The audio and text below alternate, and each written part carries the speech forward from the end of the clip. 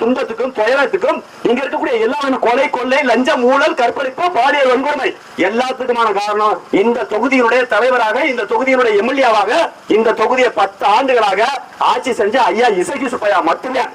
அவரை தவிர யாருமே இல்லைங்க. ஆமா, இப்படி போய் நான் ஒவ்வொரு ஊரா பேசுறேன்னு சொல்லிட்டு இன்னைக்கு வேட்புமனுவை என்னுடைய வேட்புமனுவை தள்ளுபடி செய்யறது 20 வழக்கறிஞர் இந்த சின்ன பையனுக்கு எதிராக தேர்தல் நடத்தும் அலுவலர்கள் மனு மேல மனு கொடுக்குறாங்க.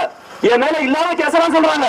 புள்ளி வைக்கல, கமா வைக்கல, இந்த வழக்க காட்டல, பைக்கை எரிச்சிருக்காரு, லாரியை எரிச்சிருக்காரு, பொய்யா சொல்லி மனு கொடுக்குறாங்க. 20 வழக்கறிஞர்கள் இன்னைக்கு சேரன் மகாதேவியில் இருக்கக்கூடிய சப் கலெக்டர் ஆபீஸ்ல காலையில 11 மணிக்கு ஆரம்பிச்ச ஸ்கூட்னி.